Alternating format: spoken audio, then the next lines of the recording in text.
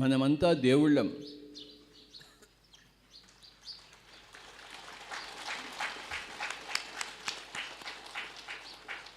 కొంచెం దిగి వచ్చాం, కొంచెం ఎదిగి వెళ్ళాలి.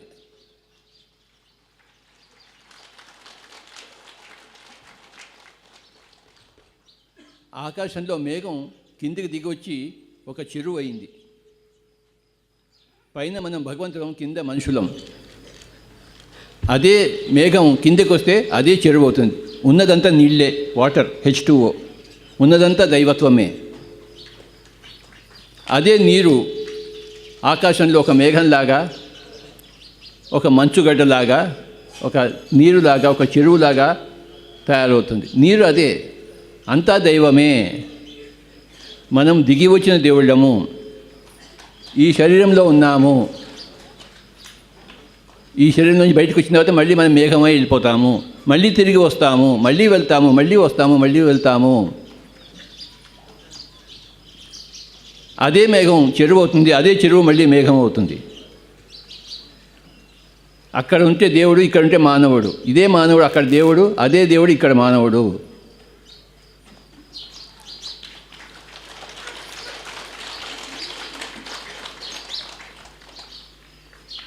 ఉన్నదంతా దైవత్వమే. ఒకటే దైవత్వం ఒక చీమ శరీరంలో ఉంది, అదే దైవత్వం ఒక ఏనుగు శరీరంలో ఉంది, అదే దైవత్వం ఒక మానవ శరీరంలో ఉంది.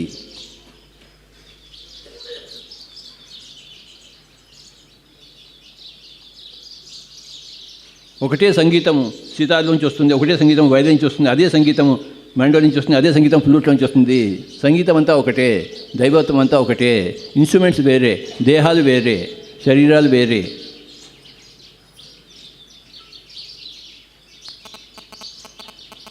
అదే దైవత్వం ఒక చీమ శరీరంలో వచ్చి ఆ జీవితం ఎలా ఉంటుందో తెలుసుకోవడం కోసం ఆ దైవత్వం అక్కడ ప్రవేశిస్తుంది. అదే దైవత్వం ఒక ఏనుగు శరీరంలో ప్రవేశించి ఆ ఏనుగు శరీరంలో జీవితం ఎలా ఉంటుందో తెలుసుకోవడం కోసం ప్రవేశిస్తుంది. అలాగే అదే దైవత్వం ఈ మానవ శరీరంలో ప్రవేశించి ఈ మానవ జీవితం ఎలా ఉంటుందో తెలుసుకోవడానికే దైవత్వం అంతా ఇగో మానవ శరీరంలో పుట్టింది. శరీరాలు వేరు వేరే, కానీ దైవత్వం ఒకటే. ఏనుగు శరీరం వేరే, చీమ శరీరం వేరే, దోమ శరీరం వేరే, మనిషి శరీరం వేరే, కానీ దైవత్వం ఒకటే.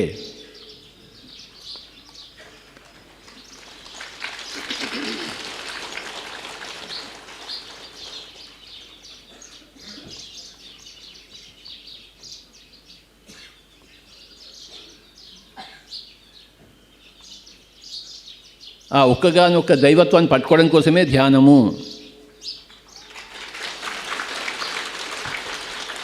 ధ్యానం లేక దైవత్వం దొరకదు, ధ్యానం లేక ఏకత్వం దొరకదు.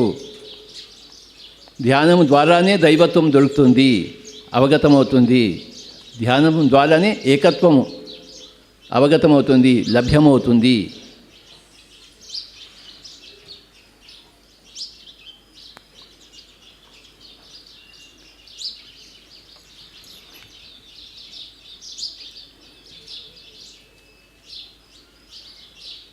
సంగీతంకి శృతిలాగా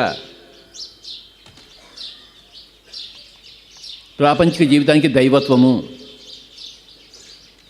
సంగీతంలో అందరూ శృతి కలుస్తుందో లేదా తెలుసుకుంటూ ఉంటారు ఎప్పటికప్పుడు. శృతి తప్పితే అపస్వరం వస్తుంది. అలాగే ప్రాపంచికం దైవత్వాన్ని తప్పితే అపస్వరం వస్తుంది. ప్రాపంచికంలో దైవత్వం అనేది ప్రాపంచికానికి శృతి. ఆ శృతిలో ఎప్పుడూ ఉండాలి. ఆ ఏకత్వంలో ఎప్పుడు జీవిస్తూ ఈ విభిన్నత్వంలో జీవించాలి.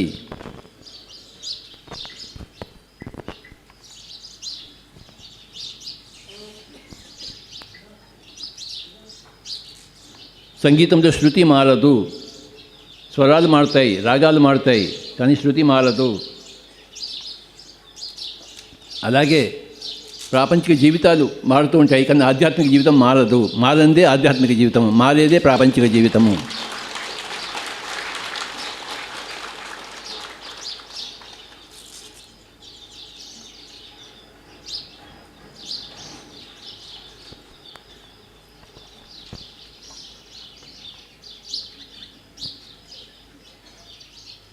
మనమంతా ఒకటే. బ్రహ్మం ఒక్కటే, పరబ్రహ్మం ఒక్కటే.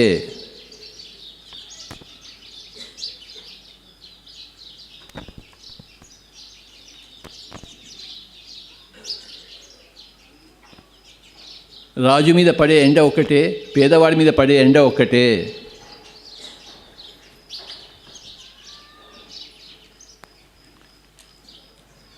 అందరం ఒకటే విధంగా ఉన్నాము. ఆకలి అందరికీ ఒకటే, నిద్ర అందరికీ ఒకటే, దాహం అందరికీ ఒకటే, దుఃఖం అందరికీ ఒకటే, కాలు విరిగితే చేయి విరిగితే నొప్పి అందరికీ ఒకటే.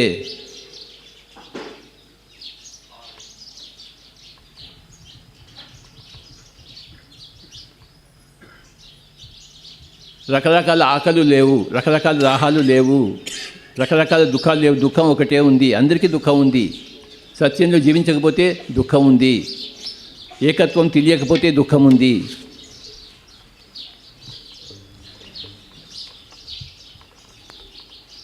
ఎవడైనా చనిపోయాడు అనుకుంటే దుఃఖం ఉంది, ఎవడు చనిపోడు. చనిపోవటం అంటే వెళ్ళిపోవటం అంతే, అంతేగాని నాశనం అవట కాదు. చనిపోవట అంటే వెళ్ళుట. ఇక్కడి నుంచి వెళ్ళిపోయాడు. ఇక్కడి నుంచి ఎవరైనా అమెరికాకి వెళ్తే మనం ఏడుస్తామా? సంతోషిస్తాం, మా వాడు అమెరికా వెళ్ళాడని చెప్పేసి. మరి మా అమ్మ చచ్చిపోతే నేను ఎందుకు అడవాలి? మా అమ్మ పైలో కలిగిపోయింది, హాయిగా సంతోషంగా చాక్లెట్ పంచుకోవాలి మనం అందరం.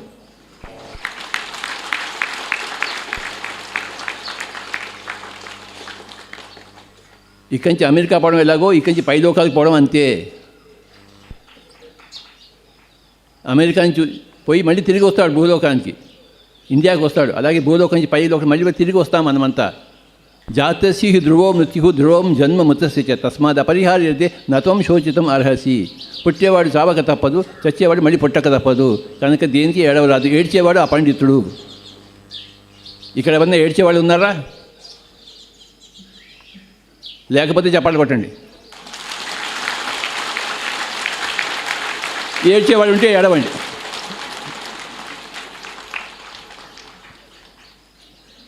నువ్వు దేనికోసమైనా ఏడిస్తే నీకు ఆత్మజ్ఞానం లేదు. దేనికోసం ఏడ్చినా, వాడిలా అన్నాడు వీళ్ళ అన్నాడు, నువ్వు ఏడ్చావనుకో నీకు ఆత్మజ్ఞానం లేదు. మా అమ్మ చచ్చిపోయిందని ఏడ్చావనుకో నీకు ఆత్మజ్ఞానం లేదు.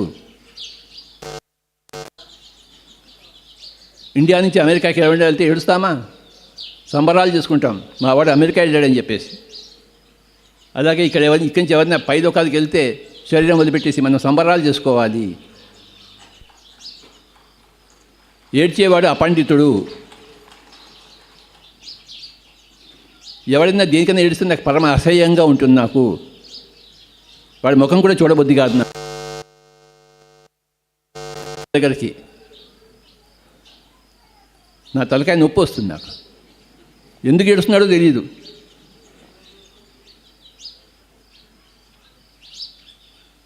ఏంట్రా నీ దుఃఖం అంటే, రోజు మా పెళ్ళాన్ని నన్ను కొడుతోంది సార్ అంటాడు వాడు.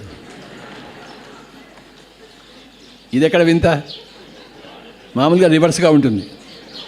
వీడు వచ్చి ఏడుస్తున్నాడు నా దగ్గర. ఏమైందంటే, రోజు మా ఆవిడ కొడుతోంది సార్ నన్ను అంటాడు. అదే బాబా,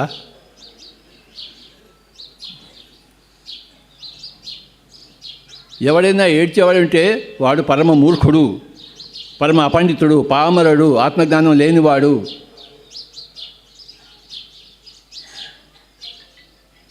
గతాసూన్ అగతాసూంచ నా అనుశోచంతి పండితా. గతాసూన్ అంటే గతించినవాడు, అగతాసూన్ అంటే ఇంకా గతించబోయేవాడు. ఇద్దరి కోసము ఏడ్చేవాడు అపండితుడు. దేనికోసం ఏడవడు. ఉన్నవాడి కోసం ఏడవడు, పోయినవాడి కోసం ఏడవడు. ఇక్కడ ఎవరైనా ఏడ్చేవాడు ఉన్నారా? లేరు కదా. ఇక్కడ ఎవరు ఏడ్చేవాడు చెప్తే చప్పట్లు కొడతాం, గట్టిగా చప్పట్లు కొడతాం.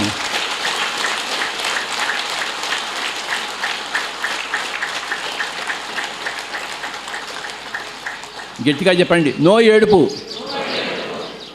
నో దుఃఖం. సత్యాన్ని తెలుసుకుంటే ఏడుపు రాదు. సత్యాన్ని తెలుసుకోకపోతే ఏడుపే ఉంది, దుఃఖమే ఉంది జీవితంలో. దుఃఖం ఎందుకుంది? సత్యం తెలియదు. ఏడుపు ఎందుకుంది? సత్యం తెలియదు. ఏడుపు ఎందుకు లేదు? సత్యం తెలుసు వాడికి. దుఃఖం ఎందుకు లేదు? సత్యం తెలుసు వాడికి.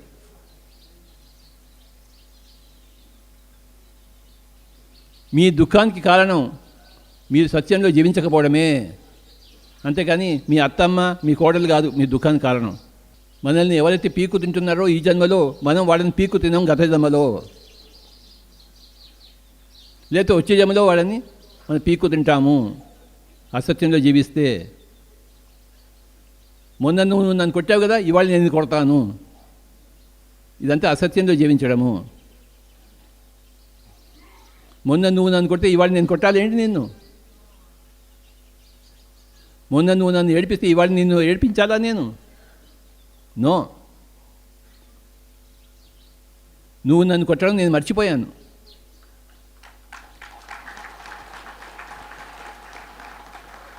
నువ్వు నన్ను తిట్టడం నేను మర్చిపోయాను. రాత్ గయ్యితో బాత్ గయ్యి.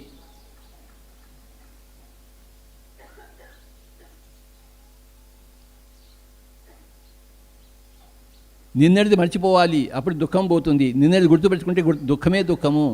ఎవరికైనా ఏడుపు ఉందంటే, దుఃఖం ఉందంటే వాడు అసత్యంలో జీవిస్తున్నాడు, వాడు అనిత్యంలో జీవిస్తున్నాడు. నిత్యంలో జీవించాలి. నిత్యం అనేదే ఆత్మ. మనమంతా ఆత్మ, మనమంతా దైవము. We are all gods. ఇంకా ఏడుపు దేనికబ్బా? మీలో ఏడుపు ఉంది అంటే ఇంకా మీకు అజ్ఞానం ఉంది అన్నమాట. అజ్ఞానాన్ని తీసేస్తే ఏడుపు పోతుంది. మన చుట్టుపక్కల పరిస్థితులు మనకి ఏడుపునిస్తాయి. మనకి ఏడుపు వస్తే ఆ పరిస్థితుల వల్ల మనకి అజ్ఞానం ఉందని తెలుసుకోవాలి మనం. నీకు అజ్ఞానం ఉంది అని చెప్పడం కోసం ఆ పరిస్థితులు వస్తాయి. మనల్ని ఏడిపించే పరిస్థితులకు మనం చప్పట్లు కొడదాం. మనకి చెప్తాయి నువ్వు అజ్ఞానంలో ఉన్నావా లేదా నీకు తెలియజెప్తాయి. భగవద్గీతలో కృష్ణుడు ఏం చెప్తాడు? ఒరేయ్, ఎందుకు ఏడుస్తున్నావురా నువ్వు? ఆ ఏడుపేమిటి? అర్జునుడు ఏమిటి? ఏడవడం ఏమిటి? నువ్వేం అర్జునుడివి? నా మామని చంపాలి, నా తాతగారిని చంపాలి, నా గురువుని చంపాలంటే చంపు వాళ్ళని. ఏది చంపబడదు.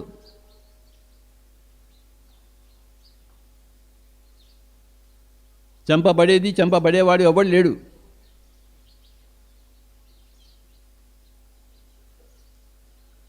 ఇక్కడ చేస్తే పై లోకాలకు వస్తాం, పైన చేస్తే కింద లోకాలకు వస్తాం.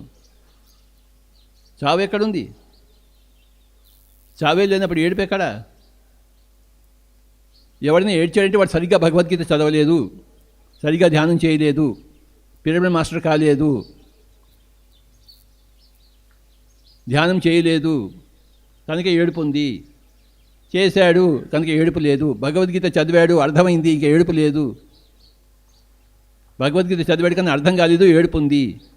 యుద్ధం చేయబోయి అన్నాడు భగవద్గీతలో. చచ్చావా పైలోకాలు పోతావు, గెలిచావా ఈ రాజ్యం నీది. దేనికి ఏడుస్తున్నావు? హతో వా ప్రాప్స్యసి స్వర్గం. నువ్వు చనిపోతే స్వర్గలోకానికి వెళ్తావు. నువ్వు ఎందుకు ఏడుస్తున్నావు? చంపువాడిని. ఆ భీష్ముడిని, ద్రోణుడిని, కర్ణుడిని చంపు. ఒకవేళ నువ్వు వాడి చేతిలో నువ్వు చచ్చావనుకో, నువ్వు వీరస్వర్గం వెళ్తావు. నీ ధర్మం చంపడం వాళ్ళని. నీ ధర్మం నువ్వు చేయి. మన ధర్మం కూడా మనం చేస్తున్నాము. ఎవరైనా జంతువులను చంపితే తింటే మనం వాడిని ఎదిరిస్తాము. పిరమిడ్ మాస్టర్లు అందరూ. అది మన యుద్ధము. అర్జునుడి యుద్ధము కౌరవులను చంపడము, పిరమిడ్ మాస్టర్ల యుద్ధము మాంసాహారులను తప్పుపట్టడము. చెప్పడం, అరే నువ్వు మాంసం తినకూడదురా అని చెప్తూనే ఉండడం. వాడిని మనం చంపం. చంపే హక్కు మనకి లేదు. కానీ మాటలు చెప్తాం, ఒరే నువ్వు ఆ కోడిని మేకని చంపద్దు. వాడు మనం చంపినా సరే మనం అదే చెప్తూ ఉంటాము. ఎవడి కత్తి అయినా నా మెడ మీద వస్తే నేను చెప్తాను, అరే నువ్వు కోడి తినకు, నన్ను కావాల్సి చంపకు, కానీ కోడిని చంపకు, మేకని చంపకు అని చెప్తాను. నా నెత్తి మీద, నా మెడ మీద కత్తి ఉన్నా సరే. అది మటుకు చెప్పడం మానను. అది నా యుద్ధము, నా కర్తవ్యము. మన అందరి కర్తవ్యం అదే.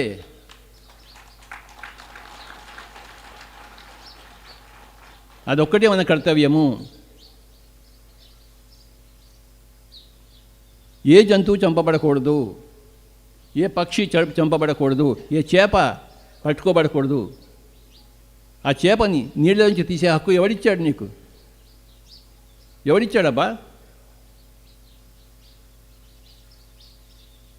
నిన్ను నీళ్ళలో పెడితే నువ్వు ఎంత గిలగిల కొట్టుకుంటావో, చేపను నీళ్ళ నుంచి బయటికి తీస్తే అది అంత గిలగిల కొట్టుకుంటుంది.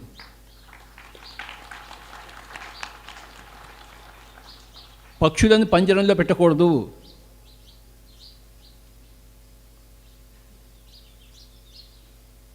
ఒక పక్షిని నువ్వు పంజరంలో పెట్టావనుకో, వచ్చే జన్మలో నువ్వు పంజరంలో చిక్కుకుంటావు.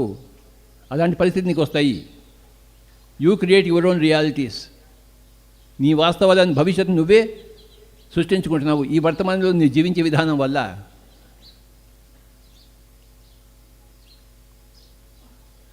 నిన్ను నువ్వు సరి చేసుకో.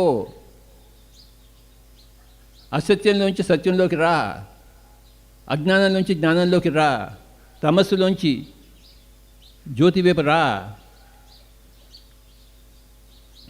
ఉపనిషత్తులో ఒక ప్రార్థన ఉంది, అసతోమ సద్గమయ, తమసోమ జ్యోతిర్గమయ, మృత్యోర్మ అమృతం గమయ. అంటే అర్థం అసతోమ సద్గమయ అంటే అసత్యానికి సత్యానికి తీసుకెళ్ళు. ఎవడు తీసుకెళ్ళేవాడు లేడు, నువ్వే వెళ్ళాలి. తమసోమ జ్యోతిర్గమయ, అంధకారం నుంచి జ్యోతి వైపు నన్ను తీసుకెళ్ళు, నేనెవడు తీసుకెళ్ళేవాడు లేడు. మృత్యోర్మ అమృతం గమయ, చావు నుంచి నన్ను, చావు లేని నువ్వు తీసుకెళ్ళు, ఎవడు తీసుకెళ్ళేవాడు లేడు, నువ్వే వెళ్ళాలి. అసత్యంలోంచి సత్యానికి నువ్వే ప్రయాణం చేయాలి. దాన్ని ఎన్నుకోవాలి, సత్యాన్ని ఎన్నుకోవాలి మనం. తమస్సు నుంచి జ్యోతి వైపు మనం ఎన్నుకోవాలి. మనల్ని మనం నడిపించుకోవాలి. ఎవడో మనం నడిపించే నాథుడు లేడు, మనకి మనమే నాథుడము. మన మొగుళ్ళము మనమే, మన నాథులము మనమే. గమయ అంటే తీసుకెళ్ళు, నేను తీసుకెళ్ళేవాడు ఎవడు లేడు. అసతోమ సద్గమయ, నన్ను తీసుకెళ్ళు, ఎవడు తీసుకెళ్ళేవాడు లేడు, నువ్వు వెళ్ళాలి. ఆ రెస్పాన్సిబిలిటీ నీది. నువ్వు ధ్యానం చేయాలి, రోజు కూర్చోవాలి, కళ్ళు రెండు మూసుకుని కూర్చోవాలి, నీ శక్తిని పెంచుకోవాలి, నీ అజ్ఞానాన్ని రూపమాపుకోవాలి. నువ్వు చేయాలి సాధన. దుప్పటి కప్పుకుని పడుకోకూడదు, లేచి కూర్చోవాలి, ధ్యానం చేసుకోవాలి, పుస్తకాలు చదవాలి, సజ్జన సాంగత్యం చేయాలి. జీవితంలో వచ్చే పరిస్థితులను సంతోషంగా చిరునవ్వుతో ఆహ్వానించాలి, ఎదుర్కోవాలి. దేనికి ఏడవకూడదు. ఏడిస్తే నీకే తెలుస్తుంది, నీకు ఇంత అజ్ఞానం, నువ్వు ఎంత ఏడుస్తున్నావో అంత అజ్ఞానం ఉందన్నమాట. నువ్వు ఎంత ఏడవవో అంత సుజ్ఞానం ఉందన్నమాట నీకు. నీ ఏడుపు నీకు చెప్తుంది నీకు ఇంకా ఎంత అజ్ఞానం ఉందో. నీ ఆకలి నీకు చెప్తుంది నువ్వు ఇంకా ఎంత తినాలో. ఆకలి లేకపోతే తింటావేమిటి? దుఃఖం లేకపోతే ధ్యానం ఎందుకు? నేను ఎప్పుడు ధ్యానం చేయను, అందుకని నాకు ఎప్పుడు దుఃఖం లేనే లేదు. నాకు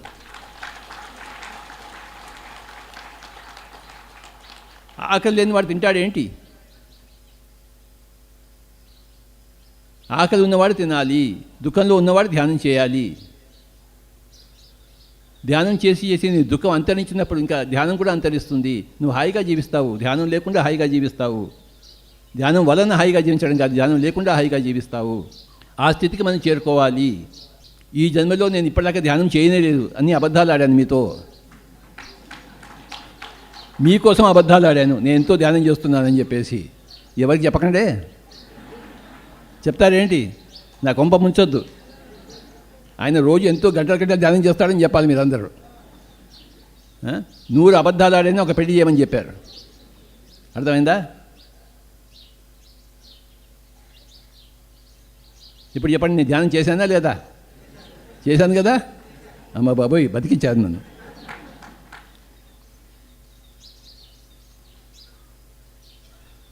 నేను సంగీత సాధన చేయను, కానీ వీళ్ళందరూ వచ్చినప్పుడు ఏదో సాధన చేసేస్తుంటాను, వాయించేస్తాను. కొన్ని తప్పులు కొన్ని ఒప్పులు ఉంటూనే ఉంటాయి. నన్ను క్షమించండి అందరూ.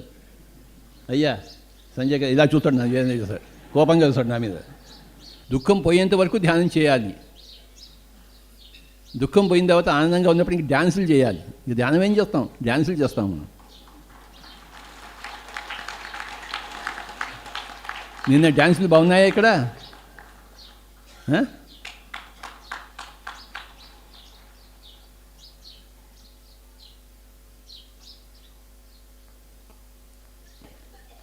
ఒకవేళ మీకు దుఃఖం ఉంటే, ఒకవేళ మీ దగ్గర ఏడుపు ఉంటే, మీరు ఇంకా ధ్యానం చేయలేదన్నమాట, ధ్యానం చాలా తక్కువైందన్నమాట, మీరు ఇంకా ఎక్కువ హెచ్చించాలి మీ ధ్యానాన్ని.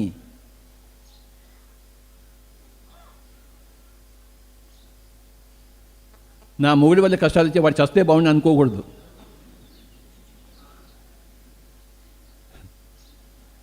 ఏ మొగుళ్ళు అన్ని కష్టాలే పెడుతుంటారు ఎప్పుడు. ఈ ప్రపంచంలో మొగుళ్ళే లేకపోతే ఎంత బాగుంటుంది కదా, బాగుంటుందా? మళ్ళీ మొగుడు కావాలి, మొగుడు కావాలి, మొగుడు కష్టాలు పెట్టాలి, ఆ కష్టాల నుంచి బయటకు రావడానికి మనం ధ్యానం చేయాలి, అది పాయింట్. అంతేగాని మొగుడిని మార్చొద్దు, ధ్యానం చేయండి. ఎప్పుడెప్పుడు మొగుడిని మార్చుదామని చూస్తుంటారు. అయ్యా నీ దగ్గరికి వస్తాలే. ధ్యానాన్ని హెచ్చించాలి. క్యాన్సర్ వచ్చింది, ఏం చేస్తావు? ధ్యానాన్ని హెచ్చించు. రోగం వచ్చింది, ఏం చేస్తావు? ధ్యానాన్ని హెచ్చించు.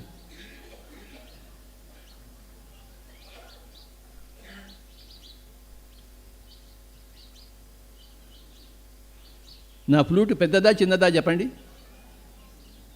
ఇది చిన్నదా పెద్దదా? దీని పక్కన ఒక చిన్నది పెట్టానుకోండి, ఇది పెద్దది. దీని పక్కన పెద్దది పెట్టానుకోండి, ఇది చిన్నది. అలాగే మన సమస్య ఫ్లూట్గా ఉన్నప్పుడు ఒక బొంగంతా ధ్యానం చేస్తే ఇది చిన్నది అయిపోతుంది, సమస్య చిన్నది అయిపోతుంది.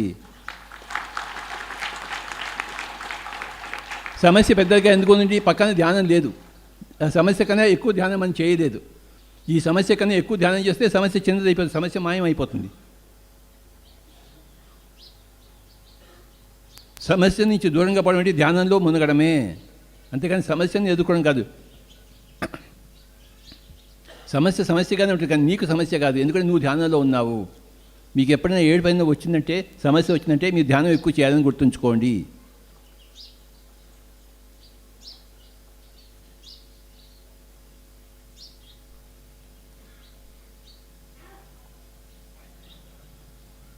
కళ్ళు రెండు మూసుకోవడంలో ఏం కర్మ ఉంది?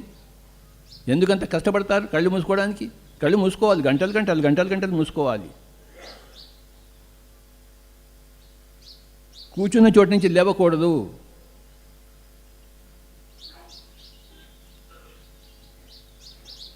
దేనికి లేవడం?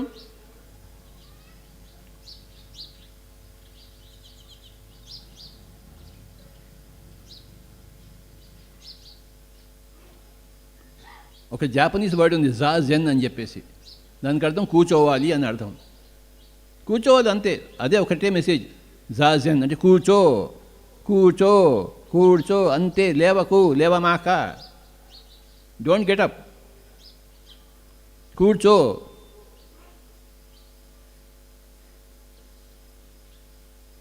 కూర్చోడానికి ఏం కష్టం అండి? పరిగెత్తాలంటే కష్టం, కానీ ధ్యానం చేసుకోవడానికి ఏం కష్టం? ఎంత సుఖము ధ్యానం, ఎంత స్వర్గము ధ్యానం.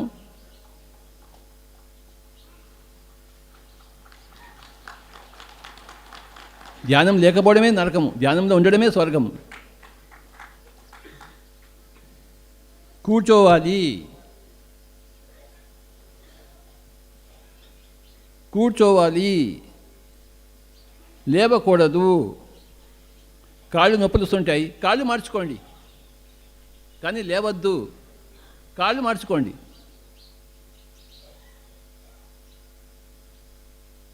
ఈ కాలు తీసి ఈ కాలు మీద పెట్టండి, కాళ్ళు మార్చుకోండి, కానీ లేవద్దు, కళ్ళు తెరవద్దు. ఎన్నో ఆలోచనలు వస్తున్నాయి సార్ అంటారు. వచ్చే రాని, నువ్వు మటుకు కళ్ళు తెరవద్దు.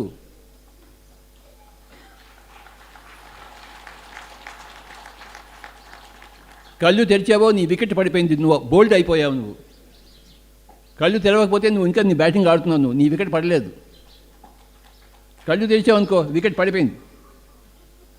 క్రికెట్ పరిభాషలో చెప్పాలంటే కళ్ళు తెరవద్దు. కాళ్ళు ఇప్పుకొని కాళ్ళు మళ్ళీ ముడుచుకోండి, నో ప్రాబ్లం. కళ్ళు మటుకు ఇప్పరాదు ధ్యానంలో.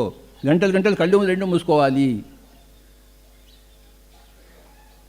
కూర్చోవాలి, కళ్ళు రెండు మూసుకోవాలి, కూర్చోవాలి, కళ్ళు రెండు మూసుకోవాలి, కూర్చోవాలి, కళ్ళు రెండు మూసుకోవాలి. కళ్ళు తెరవకూడదు.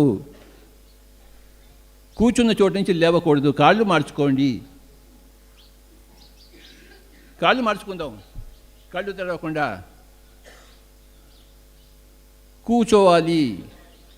You must SIT and SIT and SIT and SIT and SIT. కూర్చున్న చోటు నుంచి లేవకూడదు, కూర్చోవాలి, కళ్ళు తెరవకూడదు. ఆలోచనలు వస్తే రానియండి,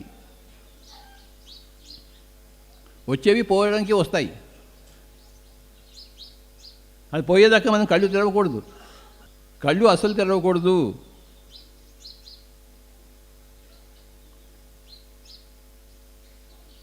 మౌనం అంటే నోరు ఇప్పకుండా ఉండడం, ధ్యానం అంటే కళ్ళు తెరవకుండా ఉండడం, అంతే, అంతకనికి ఏమీ లేదు.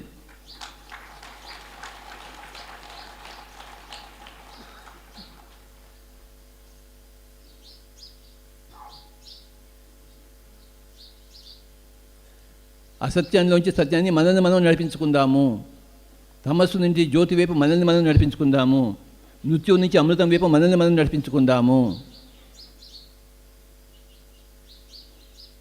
మనల్ని గట్టెక్కించే నాదుడిని కూడా ఎవడు లేడు.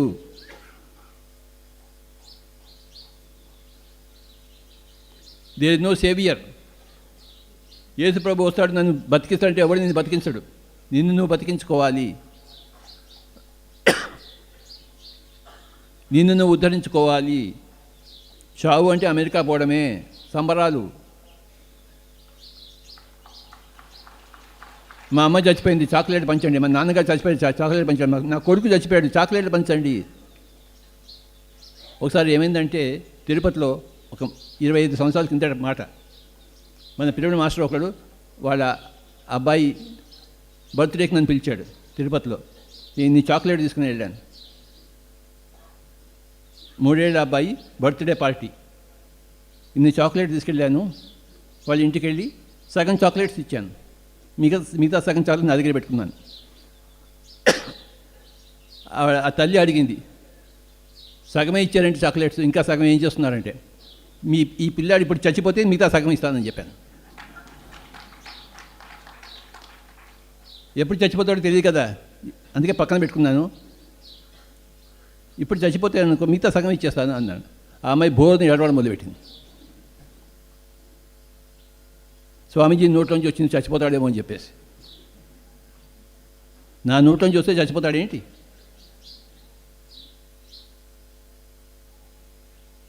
నా ఆశీర్వాదం ఎవడి మీద పనిచేయదు, నా శాపం ఎవడి మీద పనిచేయదు. ఎవడి కర్మ వాడిదే.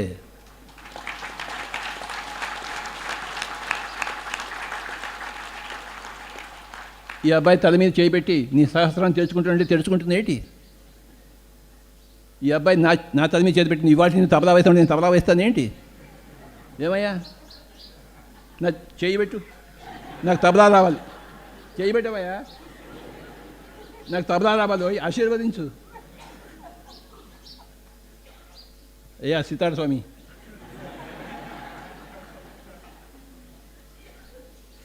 ఇదేం భస్మాసుర హస్తం కాదు అందరిని చంపడానికి. నీ హస్తంలో ఏమీ లేదు, నీ ఆశీర్వాదంలో, నీ శాపంలో ఏమీ లేదు. అంతా నీలోనే ఉంది, పక్కవాడిలో ఏమీ లేదు. గుర్తుంచుకోండి.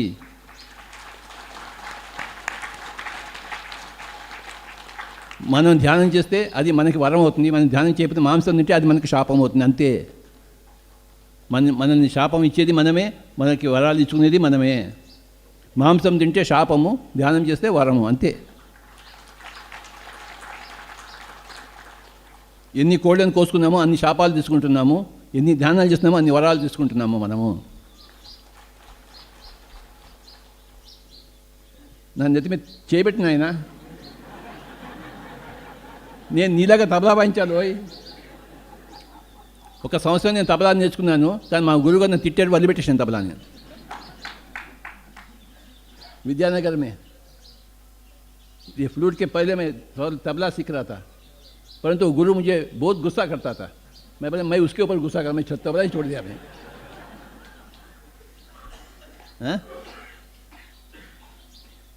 మీరు అందరు చల్లగా ఉండాలి, నీ ఆశీర్వదిస్తే మీకు చల్లగా ఉంటారు ఏంటి? వేడిగానే ఉంటారు మీరు,